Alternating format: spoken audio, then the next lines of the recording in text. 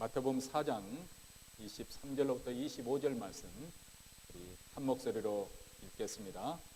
예수께서 온 갈릴리에 두루 다니사 저희 회당에서 가르치시며 천국 복음을 전파하시며 백성 중에 모든 병과 모든 약한 것을 고치시니 그의 소문이 온 수레에 퍼진지라 사람들이 모든 앓는 자 곧 각색 병과 고통에 걸린 자 귀신 들린 자 간질하는 자 중풍병자를 데려오니 저희를 고치시더라. 갈릴리와 데가볼리와 예루살렘과 유대와 요단강 건너편에 허다한 무리가 쫓으니라. 아멘. 오늘 저희가 하나님 나라에 대한 세 번째 메시지를 듣습니다. 이 하나님 나라 메시지는 사실 쉽게 파악될 수 있는 것이 아니지요. 또 어떻게 보면 굉장히 머리로만 이해하려고 하기 때문에 우리 마음에 또 우리 피부에 와 닿지 않은 그런 위험성이 없잖아 있다는 것을 알고 있습니다. 그럼에도 불구하고 창세기부터 요한계시록 가장 중요한 주제를 하나 꼽으라고 한다면 이게 하나님 나라입니다. 그래서 이 개념을 잘 이해하셔야 됩니다. 우리 권사님들은 수십 년 동안 신앙생활을 해오시면서 예수 믿으면 구원받는다더라, 예수 믿으면 복받는다더라, 이거 하나만 가지고 신앙생활을 해오셨잖아요. 그런데 이 목사가 뭐 하나님 나라 찾고 그러니까 도대체 뭐 용어 자체도 좀 생경스럽게 느껴질 수도 있는 것이고, 그것이 또 우리 피부에 선뜻 와 닿지 않을 수가 있습니다만, 그 건강시일수록 또 우리 뼈와 살을 아주 굳게 붙잡아둘 수 있도록 간단한 음식, 그것을 꼭꼭 씹어서 먹으면 그렇게 도움이 되죠. 유익이 되는 것 것처럼 이것도 여러분들이 잘 소화를 시키면 여러분의 신앙생활에 아주 견고하게 세워질 수 있는 그런 깃털이 되어질 것입니다. 혹시 설교를 듣고 조금 완전히 이해가 안 되면 가장 좋은 방법은 또 듣는 것입니다. 우리 교회 웹사이트 보면 설교 동영상도 나오고 또 설교 본문도 나오기 때문에 또 읽고 또 듣고 함으로써 그 개념을 완전히 파악하고 또 파악할 뿐만 아니라 우리 가슴에 뜨겁게 그것이 와 닿아요. 우리 마음에 체험이 되어져야 되는 것이지 그것이 지식적으로만 피상적으로 끝나면 아무 도움이 되어지지 못합니다. 지금 한국에서는 로마 가톨릭 교회의 수장인 프란치스코 교황 방문 후 매일 화제의 기사가 쏟아져 나오고 있습니다. 그동안 우리 가톨릭 교회에서는 아주 훌륭하신 교황들이 많이 세워졌기 때문에 아주 인기도 좋으시고, 그로 말미암아서 가톨릭 교회에 대한 인상도 아주 좋은 이미지도 이렇게 쇄신이 되어지고 위상도 날로 높아지는 것 같습니다. 어쨌든 지난주에 교황이 방한 중에 3차례 강연을 했습니다만 그 연설문에 제가 다 받아서 읽어보니까 자주 등장하는 단어가 있습니다. 그것은 평화와 희망이라는 단어입니다. 무엇을 의미할까? 이분이 우리 한국을 방문하기 전에 한국을 연구했을 것이고, 뭐 굳이 한국 사회뿐만 두고 하신 말씀이 아니라 할지라도 전세적으로 볼 때 어쩌면 바로 이것이 키워드가 된다고 생각해서 대표해서 강조하고 반복하는 것이 아닌가 생각합니다. 우리 한국 상황만 하더라도 남북의 대립과 갈등으로 인해서 평화가 부재한 상태입니다. 또 정치 권력을 가진 자와 그에 그렇지 못하는 힘없는 자, 경제적인 힘을 가진 자와 가난한 자, 그리고 기득권을 누리고 있는 자와 여기서 소외된 자. 그래서 어떻게 보면 이런 갈등과 대립의 구도 속에서 또 여기에서 한 걸음 더 나아가서 폭력으로 인해서 진정한 평화가 누리지 못하고 있는 그런 희망 없는 사회가 되어가고 있는 것을 우려하고 있는, 그래서 이 말씀을 해프에서 강조한 것이 아닐까. 그래서 대전에서 열린 미사 강연에서도 가톨릭 교회 신자들에게 부탁하기를 올바른 정신적 가치와 문화를 짓누르는 물질주의의 유혹에 맞서, 그리고 이기주의와 분열을 일으키는 무한 경쟁의 사조에 맞서 싸우기를 빕니다. 새로운 형태의 가난을 만들어내고 노동자들을 소외시키는 비인간적인 경제 모델들을 거부하기를 빕니다. 모든 남성과 여성과 어린이의 존엄성을 모독하는 죽음의 문화를 대처하기를 빕니다. 한 문장 센텐스마다 상당히 의미가 되는 것을 음미해 보아야 될 그런 말씀으로 신자들에게 당부를 했습니다.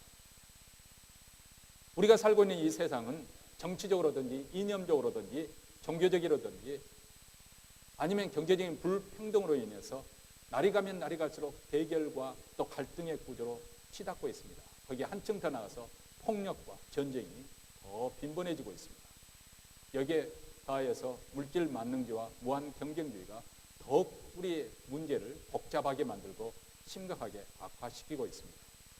그런 관점에서 볼 때 우리에게 진정한 평화가 있느냐, 하나님의 진정한 샬롬이 이루어지고 있느냐, 아니 그것 대신에 어쩌면 폭력과 압제 그리고 전쟁이 대신하고 있지 않는가, 그런 생각을 하게 됩니다.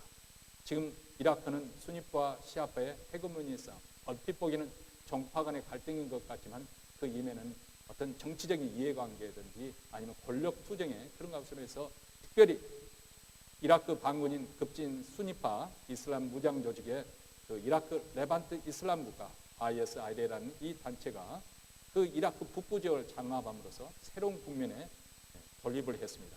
이 무장 반군 이라크 시리아 이슬람 국가가 그 이슬람 교회에 따른 그런 국가 수립을 선포해서 참 어렵게 상황이 되어가고 있는데요.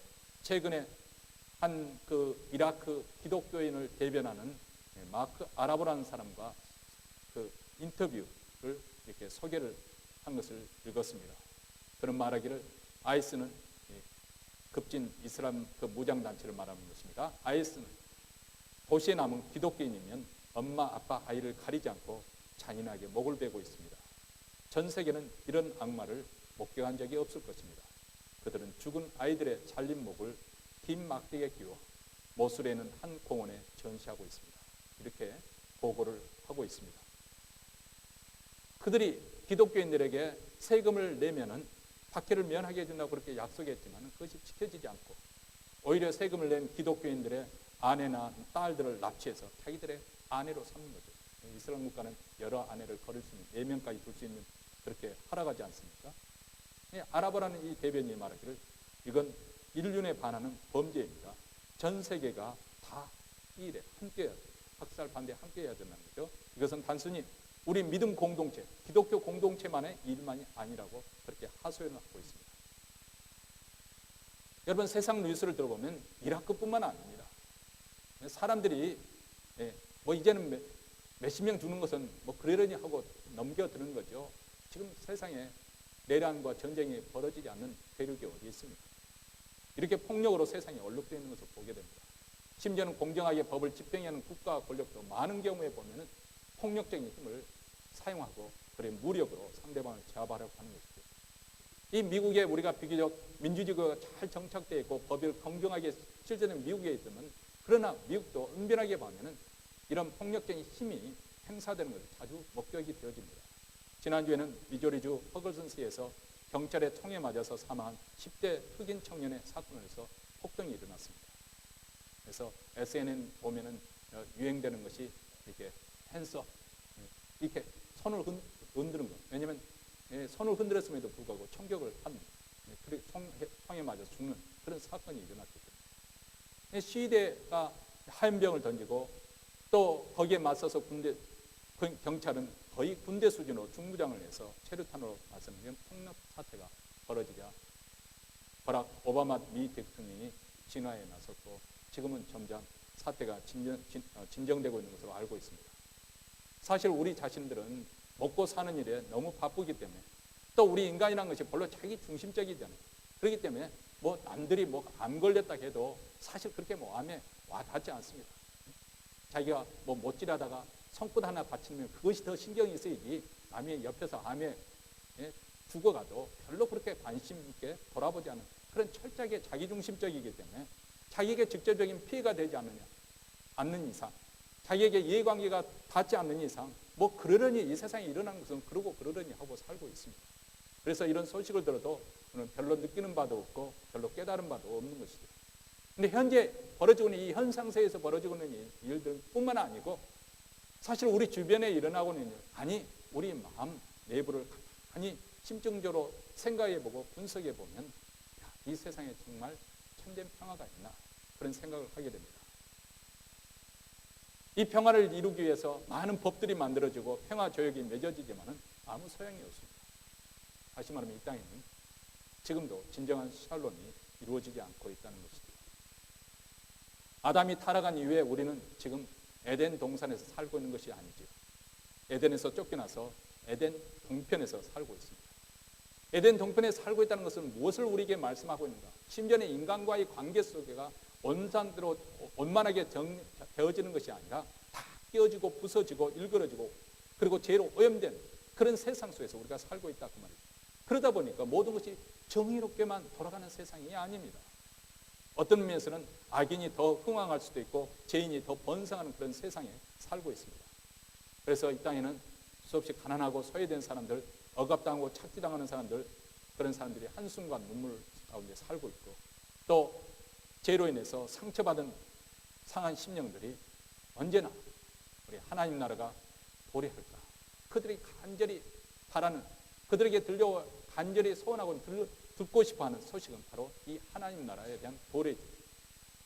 정의가 하수처럼 흐르고 평강이 지배하고 사랑과 긍휼이 많으신 하나님이 직접 다스리시는 그 나라가 도래합니다. 그 사람들에게는 그것처럼 더 복된 소식이 없을 것입니다. 물론 세상 재미에 완전히 빨려들어서 그 재미로 팔고, 오늘 또 예배드리러 이렇게 차를 몰고 이렇게 나오는데 바로 우리 골목에서 나오자마자 건너편에 보면 도박장으로 향하는 대형 버스가 항상 이렇게 기다리는 사람, 줄 서 있는 사람도 있습니다. 그렇게 세상 재미에 완전히 빠져 있는 사람들에게는 하나님 나라의 소식에 전혀 달갑지가 않죠. 어떻게 보면 이 세상이 더 즐겁게 인생을 인조해야 할 것, 그것에 흠뻑 빠져 있기 때문에 하나님 나라가 그렇게 그들에게는 절실하게 필요하지 않을 것입니다. 그러나 이 세상 가운데서 정말 가난하고 소외되고 또 상처를 입고 또 많은 모함물 가운데서 억울하고 핍박을 당하고 또 그런 불의한 정치 권력에서 부당하게 착취를 당하는 사람들에게는 어서속히 하나님 나라가 도래하기를 고대할 것입니다. 지난주 금요일은 우리 한국 강복 기념일이었습니다. 일제 36년 주권을 잃어버리고 일제가 36년 통치할 때 얼마나 지긋지긋하게 정말 숨 한 번 제대로 쉴 수 없었던 그 시절, 그 시절에 온 민족의 소원이 한 가지 있었다면 그것은 바로 우리 민족의 해방이었을 것입니다. 학수고대하며 기다리던 소식은 우리 대한민국이 해방되었다, 이 소식이었습니다. 그리고 마침내 해방이 이루어졌을 때 삼천리 방방곡곡에서 사람들이 태극기를 들고 거리마다 뛰쳐나와서 대한독립 만세를 외치면서 그리고 해방의 그 기쁨을 맛보았습니다. 이처럼 이 세상에도 정말 진정으로 필요한 소식이 있습니다. 바로 의와 평강의 나라, 하나님 나라가 임할 때, 이 하나님 나라가 임함으로 해서 이 억압으로부터 그리고 이 세상의 모든 죄로부터 자유케 되고 해방되었다. 이 복음이라고 하는 것은 바로 이 하나님 나라가 임했다는 것을 선포하는 그 소식을 이야기하고 있는 것이죠. 사실 우리 인생은 본래 하나님의 형상에 따라서 아주 고귀한 존재로 그렇게 창조가 되었습니다. 하나님께서는 우리에게 하나님의 권한 일부를 위임하셔서 우리로 하여금 이 자연 환경을 다스리고 지배하는 그런 통치권까지 허락해 주셨습니다.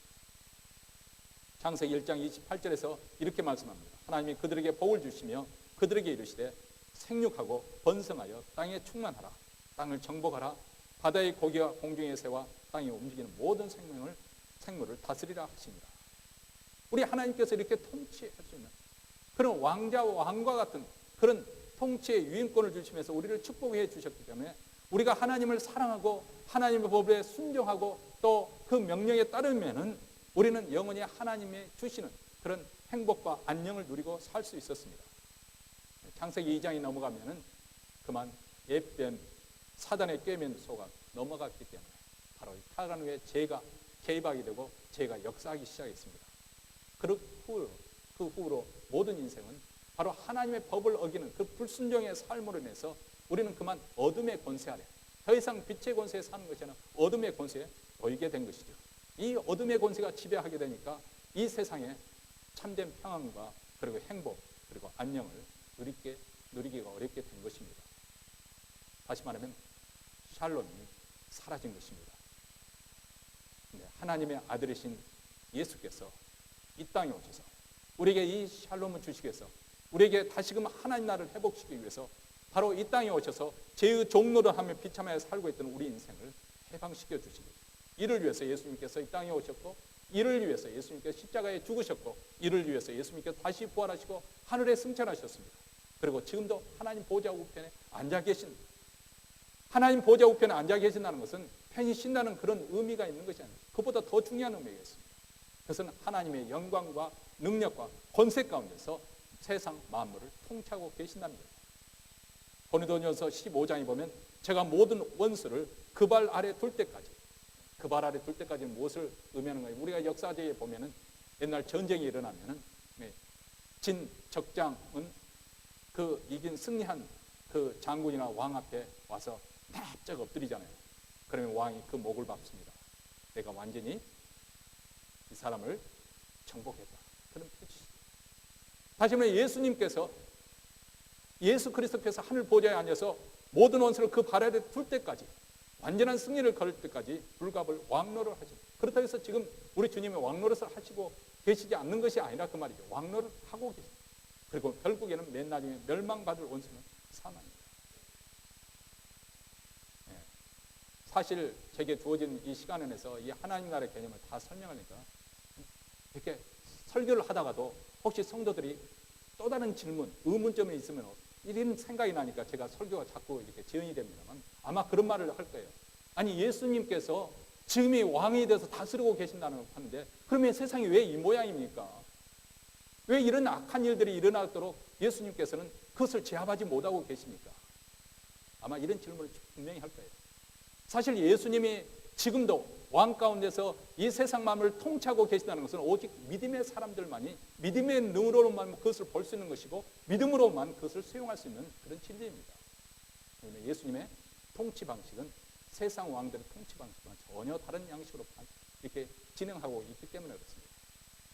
사실 저도 그것을 다 설명하기는 어렵지만 예수님께서 주권을 가지고 이 세상 만물을 다스릴 때 우리는 두 가지를 생각할 수가 있습니다. 우선 하나, 오늘 이렇게 예배 자리에 나온 우리 믿음의 식구들, 우리는 예수님의 말씀에 순종함을 통해서 예수님의 통치를 받아들입니다.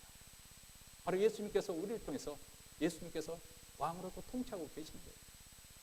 그러면 예수님은 이 교회 안에만 통치하고 계시는가? 성경에 보면 그렇지 않다는 거예요. 믿지 않고 있는 불신의 세계도 우리 주님은 다스리고 계십니다. 그것이 우리는 믿어지지 않는 거죠. 그렇기 때문에 여기에 믿음이 필요한 것입니다. 아브라함도 그랬습니다. 아브라함이 믿음을 가지고 하나님 말씀에 순종해서 가나안 땅에 갔는데 그 약속의 땅에 가는 그곳에 기근이 들었습니다. 두려운 마음이 생겼죠. 내가 식소를 이끌고 여기까지 오면 우리가 굶주려 죽진 않을까. 그래서 두려운 나머지 염려가 되어서 물이 항상 나일강에서 공급될 수 있는 비옥한 땅 나일강이 존재하는 그 애굽으로 내려갔습니다. 근데 딱 내려가 보니까 겁이 덜컥 나는 거죠. 진짜 두려운 마음이 들었습니다. 이러다가 내가 죽임을 당할 수도 있겠다. 내 예쁜 아내, 그때 사라의 나이가 65세가 됐는데 65세 할머니 이제 가까운 할머니인데 왜 그렇게 염려했는지 모르겠습니다만 아마 사라가 상당히 출중한 미모였던 거예요. 야, 내 아내를 뺏기 위해서 나를 죽이면 어떨까? 그런 두려움. 이 사람들은 하나님을 모르는 사람들입니다. 아브람도 이 불신의 땅에는 하나님이 마치 그 하나님의 영향력, 하나님의 권세가 미치지 못할 것은 그렇게 불신을 하는 생각을 가졌단 말이에요. 오늘날 많은 믿는 사람들도 그런 생각을 가지고 있고 세상 사람은 더 말할 것이 없죠. 그런데 하나님의 통치 방식은 우리 믿는 사람들의 순종을 통해서도 통치가 이루어지지만 불순종하는 그들의 불순종을 통해서도 하나님의 통치는 이루어진다는 거예요. 이게 바로 하나님의 주권입니다. 이것을 믿어야 됩니다. 가장 대표적인 사례를 보면 예수님의 십자가의 사건입니다. 십자가는 예수님이 힘이 없어서 잡혀 죽은 그 사건으로 세상 사람들은 보는 것이죠. 가룟 유다가 예수님을 팔 생각을 했습니다. 사단이 그에게 예수를 팔 생각을 집어넣었어요. 그 생각을 받아 가룟 유다는 그 탐욕에 의해서 예수님을 팔아넘겼습니다. 그리고 종교 지도자들은 예수님을 시기하고 미워해서 예수님을 십자가에 못 박았습니다. 이 일을 보면 사단이 승리한 것 같아요. 악한 자들이 이긴 것 같습니다. 저들의 계획대로 된 것 같습니다. 그런데 성경에서는 놀랍게도 그 일이 바로 하나님의 계획이었다는 거예요. 예수님이 그렇게 죽으심으로 말미암아서 십자가에 죽으심으로 말미암아서 우리에게 구원의 문이 활짝 열렸다는 거예요. 그것이 바로 하나님의 방법이라는 거예요. 하나님의 뜻이 이루어졌다는 거예요. 하나님의 뜻은 우리 믿는 사람들을 통해서만, 우리 믿는 사람의 순종을 통해서만 이루어지는 것이 아닙니다. 불순종하는 사람들은 저들의 불순종, 하나님을 대적하는 일을 통해서 열심히 함을 통해서 우리 하나님의 뜻을 이루어간다니까요. 지금 세상에서 악한 일이 일어나고 있는 그 징소를 볼 때 우리는 놀랄 것이 아니고, 성경에서 말씀하고 있는 것처럼 지금 종말을 향하러 갈수록 혼란과 혼돈과 전쟁과 난리의 소문이 난다 하더니 성경 말씀대로 하나님의 계획대로 착착 진행되고 있구나. 우리는 그렇게 생각하면 두려울 것이 없습니다. 하나님의 다스림과 통치는 지금도 이 세상 가운데 임하고 있는 것이죠. 그래서 사도 바울은 바로 이때를 가리켜서 은혜 받을 만한 때요, 구원의 날이라고 이렇게 말씀합니다. 하나님의 아들이시고 메시아로 오시는 예수 그리스도를 믿을 때 우리의 그분의 통치가 임하게 되고, 그분의 통치에 순복하는 우리에게 하나님 나라의 축복이 임하게 됩니다. 하나님의 통치는 이렇게 믿는 자에게도 임하게 되고, 믿지 않는 사람들을 통해서도 하나님의 통치는 이루어지네. 그러면 믿는 자하고 믿지 않는 사람은 통치가 하나님 뜻이 이루는 방법이 차이가 무엇입니까? 우리 믿는 자에게는, 순복하는 자에게는 우리 하나님, 우리 주님께서 왕이 되셔서 우리 지켜주시고 보호하시고 또 하늘의 신령 것으로 축복으로 내려주십니다. 그러나 믿지 않는 사람들에게는 그들의 불순종으로 인해서 하나님의 심판과 멸망이 기다리고 있는 것입니다. 그러나 우리 믿는 사람에게는 하나님 나라가 임하게 될 때 우리에게 놀라운 치유와 회복, 해방과 자유가 임하는 것입니다. 복음서는 우리에게 예수님께서 이 땅에 오심으로 말미암아서 천국이, 하나님 나라가 도래했다는 사실을 강조를 하고 있습니다. 그리고 이 천국이 임할 때 바로 이 땅에서 우리가 죽어서 가서 누릴 천국만, 그때 천국의 복락을 누리는 것이 아니라 이 땅에서도 하나님 나라의 그 맛을 누릴 수 있는, 그 복을 누릴 수 있는 기회가 주어진다는 거죠. 오늘 말씀 23절에 다시 한번 읽겠습니다. 23절입니다. 예수께서 온 갈릴리에 두루 다니사 그들의 해당에서 가르치시며 천국 복음을 전파하시며 백성 중의 모든 병과 모든 약한 것을 고치십니다. 여기 보면 예수님께서 공생의 3년 동안 하시는 일을 세 가지로 이렇게 압축해서 말씀을 하고 있습니다. 첫째는 천국 복음을 전파하셨다. 그리고 가르쳐 주셨다. 그리고 치유사역, 병을 고치시고 귀신을 쫓는 치유사역을 하셨다. 이 세 가지는 서로 뗄래야 뗄 수 없는 아주 밀접한 관계, 그리고 긴밀한 관계에 연관이 되어 있습니다. 다시 말해 하나님 나라를 전파할 때 그 전파하는 자가 그 복음을 받아들이면 그에게 하나님 나라가 임하게 되고, 하나님 나라가 임하게 될 때 나타나는 현상이 있는데 바로 병 고침과 귀신이 쫓겨나가는 역사가 나타나는 것이죠. 당연한 거죠. 하나님 나라가 임하니까 어둠의 역사가 물러가게 되는 거예요. 사단이 지배하고 있는 그 어둠의 권세가 물러가게 되니까 병든 자가 회복하게 되어지고, 그리고 귀신들이 쫓겨나가게 되는 것이죠. 이런 치유와 회복은 바로 이 자리에 하나님 나라가 임하고 있다는 하나님의 현존을 나타내는 표적이고 증거이기도 합니다. 예수님은 단지 우리의 영혼만 구원하러 오신 것이 아닙니다. 우리의 병든 육체도 치료하기 위해서 오셨습니다. 물론 그렇다 해서 예수님께서 그 당시 팔레스타인에 있는 모든 병자들 다 병을 고치신 것은 아닙니다. 오늘날도 마찬가지입니다. 오늘날은 또 의학이 발달해 있기 때문에, 또 의학이라는 것이 하나님께서 이 세상을 창조하신 그 창조의 원리를 잘 개발을 해가지고 그것을 의학자들이 선용을 해서 참 요즘 치유를 많이 받지 않습니까? 그래서 우리는 마음속에 갈등할 필요가 없어요. 병이 나면은 병원에 갈 것인가 말 것인가, 기도로 날 것인가 갈등할 필요 없습니다. 뭐 기도로 고치겠다 하는 것도 참 그렇게 믿음이 좋은 것이겠지만, 의사를 찾아보거나 병원에 간다는 것은 믿음 불신을 떠나든 거 아니에요. 하나님께 다 선용하도록 우리에게 주신 선물입니다. 일반 그 은총입니다. 근데 지금 이 시대는 병원이 많이 있기 때문에, 또 현재 의학이 많이 발달해서 그런 혜택을 받지만은, 예수님 당시만 하더라도, 아니 지금도 아프리카 지역이나 이렇게 선교사님들이 사고 있는 그런 지역에는 의학적인 혜택을 받지 못하잖아요. 이런 곳에서는 또 기적적으로 병 고치는 치유의 역사도 많이 또 일어나는 거죠. 하나님께서 그 형편을 아시고 계시기 때문에. 사실 사람이 몸이 아프면은 모든 일이 다 귀찮고 짜증이 납니다. 오랫동안 지병에 놓여 있는 사람이 어떻게 행복을 느낄 수가 있겠습니까? 몸이 건강해야 되었죠. 아프면 정말 괴롭죠. 근데 예수님은 이처럼 병든 우리 육체를 치유하기 위해서 오셨다. 24절에 보니까 모든 앓는 자, 각종 병에 걸려서 고통된 자, 귀신 들린 자, 간절하는 자, 중풍병자까지 나와서 고침을 받는 역사가 일어납니다. 오늘날도 많은 사람들이 각종 병으로 신음합니다. 병원에 갈 때마다 느끼는데 이 주차장에 왜 이렇게 차가 많은지, 그렇죠? 그만큼 사람들이 아픈 사람이 많다는 거죠. 우리 하나님을 떠난 인생에는 이렇게 아프고 연약한 부분이 많습니다. 약하고 병든 존재들이죠. 근데 예수님께서는 이런 우리의 병과 연약함을 담당하기 위해서, 그것이 불치의 병이라 할지라도, 불구가 된 몸이라 할지라도 예수님께서는 다 고침을 받게 고쳐주셨습니다. 귀신 들린 자를 온전한 정신으로 회복시켜 주셨습니다. 그 당시 유대인 남자들이 멸시하는 그런 이방인들까지 가까이 가시고 노예도 고쳐주시고 여자와 어린아이는 물러나고 접촉하기를 꺼려하는 문둥병을 만져주시고 불쌍한 마음으로 깨끗하게 고쳐주셨습니다. 이렇게 사람을 차별하지 않고 한 분 한 분 천하보다 귀한 자로 대접해서 고쳐주셨습니다. 예수님께서 이렇게 행하시는 그 모습을 보시면서 이 저자 마태는 이사야서 53장 3절과 4절에 있는 그 예언된 말씀이 성취되는 것을 보았습니다. 그래서 마태복음 8장 17절에 이렇게 말합니다. 이는 선지자 이사야로 하신 말씀에 우리 연약한 것을 친히 담당하시고 병을 짊어지셨도다 함을 이루려 하십니다. 구약 성경에 예언됐던 메시아, 그 역할을 지금 예수님께서 치유와 회복을 통해서 지금 성취하고 계시다는 것을 말씀한 거죠. 근데 우리는 이 치유와 회복을 생각할 때 우선 육체의 질병을 고치는 정도에서만 수준을 생각해서는 그것은 전부를 설명하는 것이 아니지요. 치유라고는 이렇게 외적으로 질병을 고치는 것뿐만 아니라 죄와 죄의 상처로부터의 해방과 회복, 그리고 모든 악습과 중독으로부터의 회복, 이 모든 것을 다 포함을 하는 거죠. 아니, 더 큰 관점에서 보면은 예수를 믿어서 우리가 새로운 피조물이 되는 것, 제사함을 받는 것, 어둠의 세계가 물러가게 되고 내게 은혜의 왕국, 생명의 역사가 일어나는 것.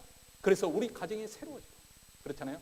그 가정이 술 취하고 방탕한 그 가정에 의해서 가정이 피폐해지고 완전히 파괴가 되어지는데 그 한 사람이 회개하고 돌아오니까 그 가정이 다시 세워지지 않습니다. 이렇게 가정이 새로워지고 가정마다 새로워지니까 이 사회가 죽음의 세력에 물려가고 대신 생명의 역사가 일어나게 되고, 그렇게 가정들이 사회가 변화가 되어지니까 그 나라와 민족이 영적으로 도덕적으로 갱신되고 회복되는 그런 것을 가르쳐서 우리는 치유라고 그렇게 말할 수가 있겠습니다. 예수님의 나사렛선언은 바로 예수님의 이 사역을 아주 정확하게 표현을 해주고 있죠. 예수님께서 공적인 생애를 시작하실 때 고향 나사렛 동네에 들르셨습니다.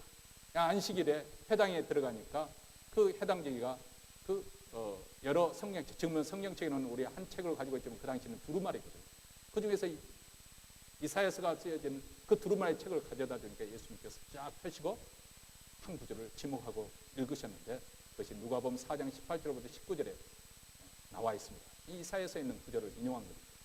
주의 성령이 내게 임하셨으니 이는 가난한 자에게 복음을 전하게 하시려고 내게 기름을 부으시고 나를 보내사 포로된 자에게 자유를, 눈먼 자에게 다시 보게 함을 전파하여 눌린 자를 자유케 하고 주의 은혜를 전파하게 하려 하심이라. 이 말씀은 오래전 선지자, 예수님으로부터 600년 전 그 선지자의 입술을 통해서 장차 오실 메시아가 어떤 일을 할 것인가, 그 메시아의 일의 성격에 대해서 이미 예고한 그런 말씀입니다. 놀랍게도 예수님께서 이 구절을 읽으신 후에 이렇게 덧붙이십니다. 이에 예수께서 그들에게 말씀하시되 이 글이 오늘 너희 귀에 응하였느니라. 다시 말하면 이사야 선지자가 예언했던 그 일을 행할 메시아가 바로 누구라는 것입니까? 바로 너희 눈앞에 보이는 나 예수가 그 일을 하러 이 땅에 왔다는 것입니다. 그 말은 무슨 말입니까? 내가 바로 그 메시아라는 것입니다. 내가 그 일을 위해서 이 땅에 왔다. 본래 하나님께서 우리를 왕자같이 그렇게 존귀한 존재로 만들어주시고 우리를 그렇게 부유한 자로 만들어주셨는데 우리는 그냥 사단의 게임에 빠져가지고 왕자의 신분에서 죄인의 신분으로 쫓겨나가버리고 모든 것을 다 뺏기고 착취당하고 약탈당한 그런 가난뱅이, 그래서 빛의 독촉에 떠달려서 계속해서 사단의 압박에 시달리는 우리를 해방시키기 위해서, 눌린 자를 회복시켜주고 묶여있는 자를 자유케 하기 위해서 예수님께서 이 땅에 오셨다는 것입니다. 예수님께서 하신 일이 도대체 무슨 일일까요? 예수님은 이 땅에 또 하나의 왕국, 세상 왕국을 세우기 위해서 이 땅에 오신 것이 아닙니다. 만약 예수님께서 그렇게 오셨다고 하면 많은 사람들이 열광하고 예수님을 열렬히 환영했을 것입니다. 근데 세상 사람들은 예수님의 하신 일을 그들은 보지 못했기 때문에 예수님을 오해하게 되고 결국 그는 힘없는 자로서 십자가에 못 박아 죽을 수밖에 없었다고 그렇게 사람들은 보고 있습니다. 예수님께서는 또 하나의 힘과 그런 부귀 영화를 누리는 그런 세상 왕국을 세우기 위해서 이 땅에 오신 분이 아니십니다. 왜냐하면 세상 왕국은 단순히 돈의 문제도 아니고 교양의 문제도 아니고 교육의 문제도 아니고 문화 수준의 문제도 아니고 군사력의 문제도 아닙니다. 오늘날 현대인들은 아주 양질의 그런 교육, 고등교육을 받았기 때문에 대단히 교만합니다. 자기가 다 아는 것처럼 그렇게 교만을 떨지만은, 여러분, 우리가 조금 학문을 공부해 보면 우리 오히려 선대들마다 우리 시대가 훨씬 못했다는 것을 깨닫게 됩니다. 어떤 면에서는 과학 문명이 많이 발달했기 때문에 뭐 컴퓨터를 사용한 것이나 아이폰을 사용한 것은 뭐 우리가 훨씬 월등하게 앞서간다고 말할 수 있겠지만, 그러나 사상 면에서, 종교 면에서, 인생을 살아가는 지혜 면에서 우리 선조들 우리가 따라가고 있습니까? 철학 공부해봐도 예전에 소크라테스나 플라톤이나 이것을 지금 우려먹는 것이지 그 수준을 뛰어넘지 못하는 것이고, 종교도 뭐 마호메시랄지 석가모니라 할지 또 예수님도 포함시키면 굳이 포함되면 예수님이나 그것을 뛰어넘는 그런 종교, 뭐 이당 종파 교주들은 많이 발생했지만 그 사람들의 지대한 사상적으로 종교적 영향을 미칠 수 있는 사람은 지금 더 이상 나오지 않고 있습니다. 다시 말하면 제가 말씀드리려고 하는 것은 현대인이 아무리 교양을 있게 교육을 받았다 하더라도 인간의 문제는 본질적으로, 인간 그 근본은 본질적으로 달라진 것이 없다는 거예요. 예전이나 지금이나 앞으로도 달라질 것 없습니다. 다시 말하면 이런 인간의 근본적인 문제점을 안고 있기 때문에 그것이 아무리 정치 제도가 바뀌어지고 아무리 새롭게 법을 만들어내고 아무리 조약을 맺어도 인간의 세상 왕국에는 언제나 문제투성이 있을 수밖에 없다는 것입니다. 과거도 그랬고 지금도 그렇고 앞으로도 그럴 것입니다. 오직 하나님 나라만이 빛으로 충만한 나라요, 공의롭고 은혜롭고 죄에서 자유하고 생명력이 넘치고 사랑과 평화가 있고 영생으로 충만한 나라입니다. 예수님은 바로 이 나라를 우리에게 주시려고 이 땅에 오셨고, 그래서 이를 위해서 십자가에 죽으셨고 부활하셨습니다.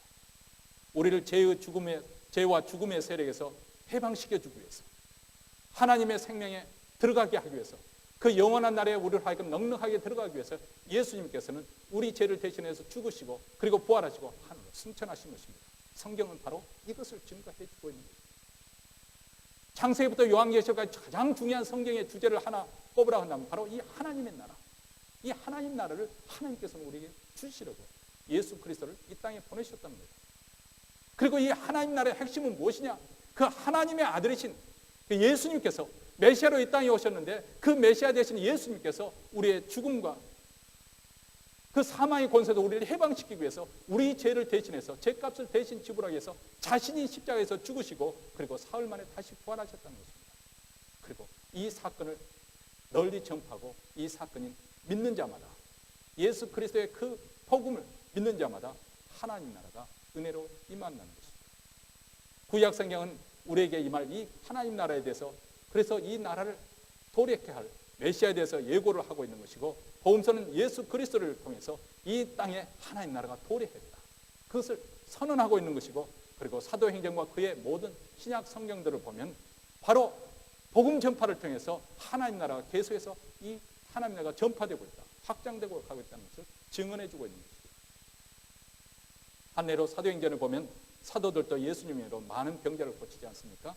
사도행전 3장에 보면 베드로가 은과 금은 내게 없거니와 내게 있는 것으로 내게 주니 곧 나사렛 예수의 이름으로 거라하고, 그를 40 태어날 때부터 안진병이 된 자들을 이렇게 붙잡아 일으키니까 발과 발목에 힘을 얻고 그가 일어나 걷고 뛰며 하나님을 찬미하는 그런 역사가 일어납니다.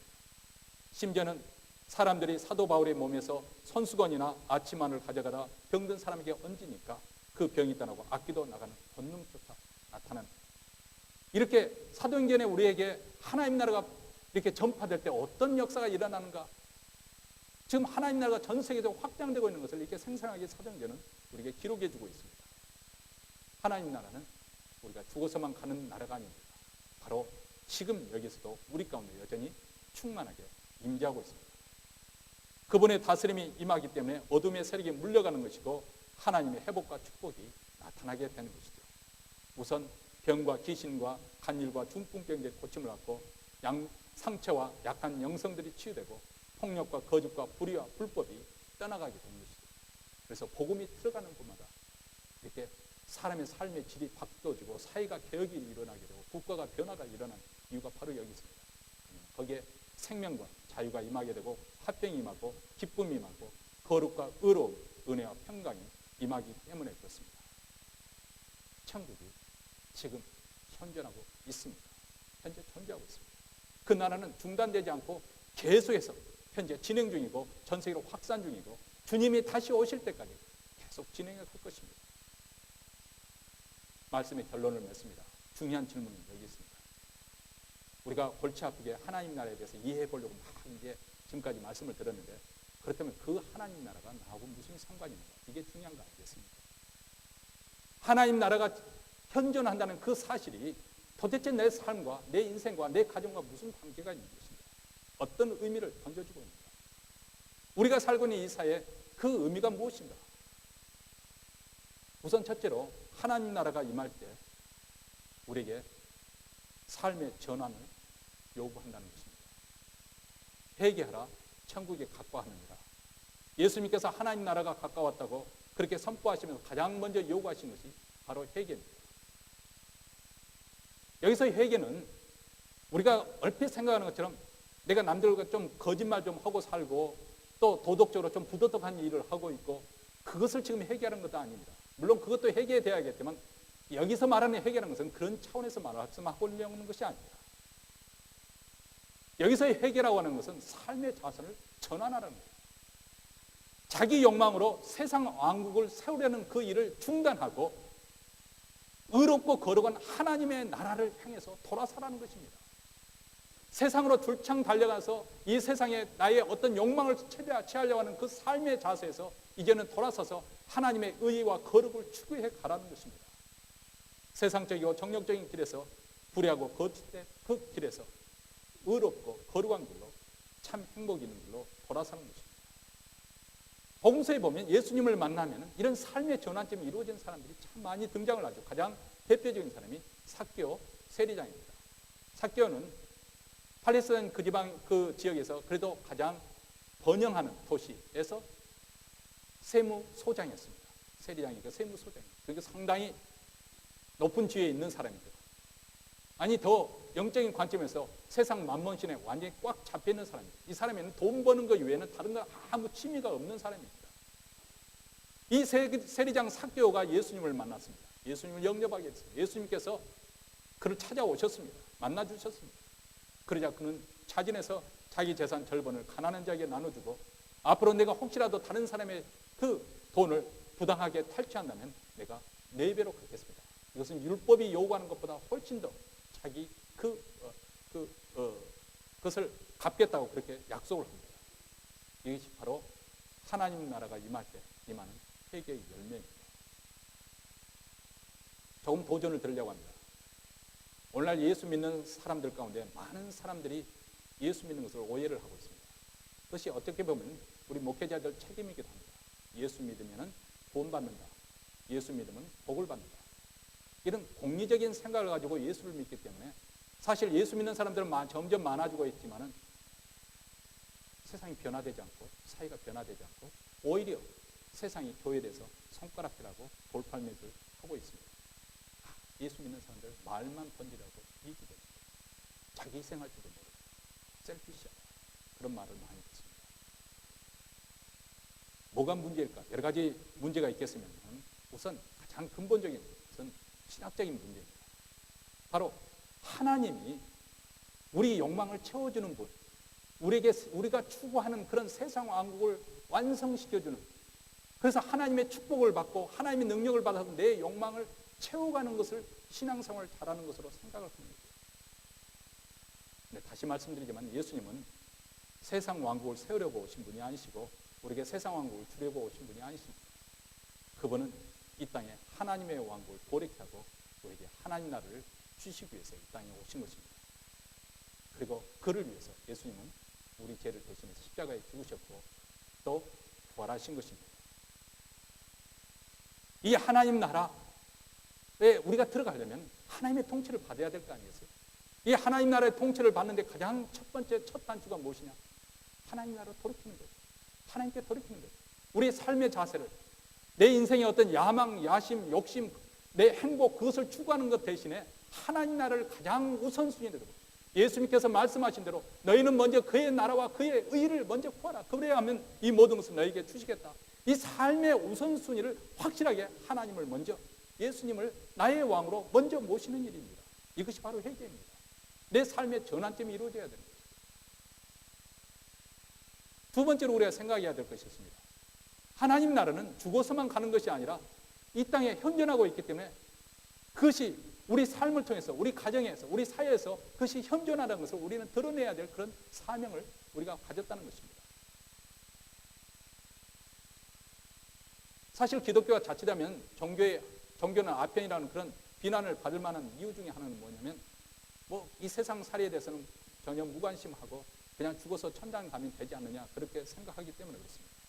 천국이 마치 고통스러운 현실을 예면하고 내세로 도피하는 것으로 나타나는, 이해하는 것이기 때문에 그런 오해가 생기는 것이죠. 하나님 나라는 십자가에서 부활하시고 승천하신 예수님께서 지금도 하늘과 땅의 권세를 가지고 통치하신 그 나라를 말하는 것이고, 우리는 그 나라의 통치를 받아들이는 것이죠. 예수님의 다스림을 받아들이는 거예요. 영원한 그 나라, 그 통치를 받아들이는 거예요.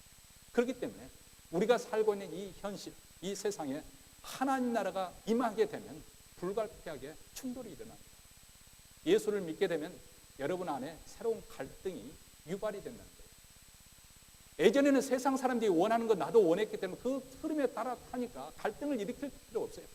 그냥 성공하기 위해서 그냥 열심히 일하면 되는 것이고, 또 출세하기 위해서 열심히 일하면 되는 것이고, 돈 많이 버는 거 세상 사람이 원하는 것처럼 나도 그런 욕심이기 때문에 그렇게 살아가면 수단과 방법을 가지고 살지 않아도 그냥 별로 양심의 갈등을 느끼지 않고 대충 그렇게 살아도 우리는 전혀 문제가 없을 수도 있습니다.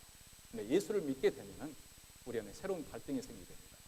비즈니스를 하면서 세금을 제대로 보고할 것인가 말 것인가, 직장생활을 하면서 성실하게 할 것인가 말 것인가, 가정생활을 하면서 하나님 말씀대로 서로 피차 순종할 것인가 말 것인가. 이게 갈등이죠. 갈등이죠. 하나님의 말씀에 순복함을 통해서 하나님의 다스림을 받을 것이냐, 아니면 여전히 내 스타일, 내 삶의 방식대로 고집하며 살 것이냐. 그렇다면 투쟁이 일어나는 것이죠. 나의 옛사람은 하나님의 말씀에 순종하는 삶을 싫어합니다. 그냥 살아왔던 대로, 그렇게 익숙하게 살아왔던 대로 살고 싶어하는 거죠. 그렇기 때문에 우리 신앙생활에 우리 믿는 사람들은 새로운 갈등이 유발이, 갈등이 생깁니다. 근데 그럼에도 불구하고 우리는 지금 하나님 나라에 들어와 있기 때문에 하나님 나라 안에 속한 그런 기쁨과 능력과 새로운 생명력이 우리에게 부어진다는 사실을 우리는 꼭 기억해야겠습니다. 하나님의 나라는 먹는 것과 마시는 것이 아니고 오직 성령 안에서 의와 평강과 희락이다. 다시 말하면 하나님의 자녀들은 어떤 이 세상에서 어려운 고난을 만나더라도, 힘들고 어려워도 하나님 나라가 그 마음을 지배하고 있기 때문에 그 사람의 마음속에는 의와 평강과 희락, 기쁨이 충만한 그런 삶을 살고 있다는 거예요. 우리가 사도행전을 읽어보면 그 사람들이 보여주는 것이 그거 아니에요? 이상하게 그 마음에 평강이 있고 핍박을 받아도 오히려 기뻐할 수 있는 그런 놀라운 기쁨이 충만한 삶, 세상의 고난을 이겨버릴 수 있는 그런 놀라운 능력의 삶이 바로 그리스도인의 삶이라는 거예요. 그렇기 때문에 우리 그리스도인들은 7번 넘어져도 8번째 다시 일어날 수가 있습니다. 그 마음에 하나님 나라가 임하고 있기 때문에 그렇습니다.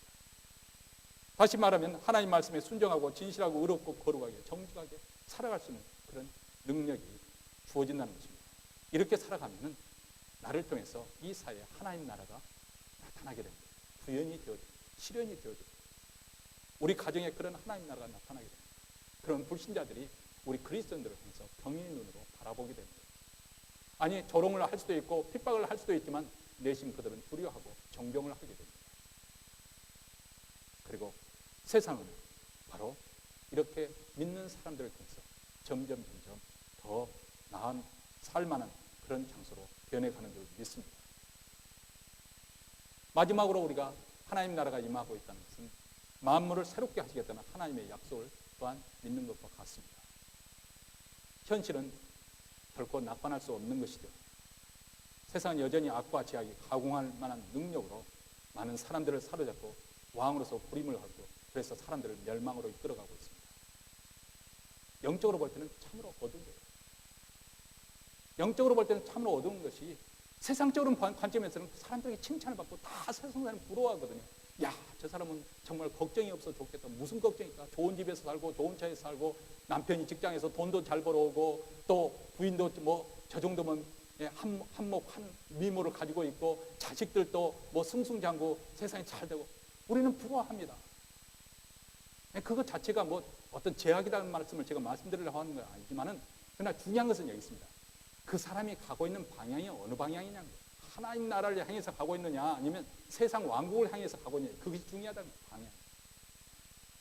하나님 나라를 위해서 한 걸음 한 걸음 나아가게 되면 그 길은 생명이 기다리고 있는 것이지만 만약 그 사람이 나아가는 세상에서 아무리 부러워하고 있다 하더라도 칭찬을 하고 있다 하더라도 그 길이 바로 세상 길로 나아가고 있고 하나님 왕국을 세우기 위해서 나아가는 길이라면 그 끝은 무엇이라겠습니까? 세상 사람들이 가는 그 넓고 평탄한 길은 그 끝이 무엇이 기다리고 있다 했나요? 멸망이 기다리고 있다 했습니다. 멸망. 여러분, 이 땅에서는 모든 것이 선과 악으로 분명히 나눠지는 것이 아니라 아주 혼탁되어 있습니다. 그렇기 때문에 우리 믿는 사람들이 정신을 바짝 차리지 않으면 잘못하면 그런 것에 속아 넘어갈 수가 있습니다. 뭐 예수 믿는다고 해서 모든 문제가 다 해결되는 거 아니잖아요. 모든 병이 다 고침받는 거 아닙니다. 우리 예수 믿는 사람들도 결국은 죽습니다. 그렇지만은 그럼에도 불구하고 우리는 우리에게 기다리고 있는 것이 무엇이라는 것을 우리는 알고 있습니다. 이 어둠 속에서도 저편에 혼이 동타오는 그 하나님의 나라, 영광스러운 하나님의 나라, 완성된 하나님의 나라. 이제는 모든 사람들이 다 가시적으로 볼 수 있는 그 완성된 그 영광스러운 하나님 나라가 바로 우리에게 다가오고 있다. 예수님께서 다시 이 땅에 오실 때 그 나라가 완성된 모습으로 우리에게 찬란하게 나타나게 될 것을, 그 날을 우리는 고대하고 있는 것입니다. 히브리서 11장에 보면 바로 그 나라를 바라보면서 이 땅에서 고난을 참고 핍박을 견뎌내면서 심지어는 순교의 자리까지 나갔던 사람들이 나오는 것이고, 이거 또 우리 한국 기독교도 주기철 목사님 같이 그리고 손양원 목사님처럼 그렇게 영광스럽게 살았던 사람들, 문명의 그 평신도들, 신앙을 지키기 위해서 핍박을 마다하지 않고 그 고난의 형국의 길로 마다하지 않고, 아니 이 순간에도 세계 곳곳에서 오지에서 선교로 그렇게 나가는 모든 사람들은 바로 이 나라를 바라보기 때문에 그런 것입니다. 그렇기 때문에 이 나라를 바라보는 만물을 새롭게 하시는 하나님의 약속의 말씀을 믿으면서 세상 편법을 거절하고 믿음의 길로 가는 것이죠. 비록 부당한 탄압도 받고 핍박도 받고 거짓과 불의에서 억압도 부당하게 당하기도 하고 또 방탕과 추악들을 보기도 하고 경험하기도 하지만은 그럼에도 불구하고 그런 가운데 더욱 하나님 나라가 강력하게 임하기를 위해서 소원하고 또 만물이 새롭게 돼서 그 나라가 완성되기를 간절히 손꼽아 기다리는 것입니다. 사랑하는 성도 여러분, 우리는 하나님의 백성이요, 하나님 나라의 백성이요, 또 하나님의 자녀입니다. 무한하신 이 창조주 하나님을 가장 친근하게 아바 아버지라고 부를 수 있는 그런 놀라운 특권과 축복을 우리가 받았습니다. 그리고 하나님께서는 이 나라를 우리에게 주십니다. 이 나라. 예수 그리스도를 부끄러워하지 않고 예수 믿는 그 나라를 위해서 충성하는 사람들에게는 이 나라를 유업으로 주겠다고 그렇게 약속하셨습니다. 그 나라는 지금도 존재하고 있는 나라입니다. 지금도 임재하고 있는 나라입니다. 지금 이 순간에도 우리가 말씀에 순종하는 삶을 통해서 하나님께서, 아니 우리 예수 그리스도께서 실제적으로 주권을 가지고 우리를 다스리시고 통치하시고 우리 삶을 보호하시고 우리 삶을 이끌어 가십니다. 그리고 그분이 우리의 왕이 되셔서 우리를 보호하시는데 우리를 앞서가서 싸우시고 원수들과 싸우시고 우리에게 하늘의 모든 신령한 법과 각양 좋은 선물을 내려주고 계십니다. 그러므로 성도 여러분, 이 하나님 나라를 강력하게 여러분의 삶 가운데 임하기를 위해서 기도하십시오. 오늘 또 찬양을 해서 의에 목말라, 의에 목말라, 하나님의 나라가 목말라고 사모하고 그 나라가 강력하게 임하기를, 이 나라를 선포하고 그리고 가정과 직장과 교회, 이 몬트리올 지역에, 미국 땅에, 한국에, 선교지에, 온 세상에 능력있게 임하기를, 그 나라가 실현되기를 위해서 기도. 무엇보다도 우리가 예배 드릴 때마다 그 하나님 나라를 경험하게 하소서. 예수님께서 우리에게 가르쳐 주신 기도제도 그의 나라가 임하옵시며 이것이 우리 모두의 기도가 되기를 주의 이름으로 축원합니다.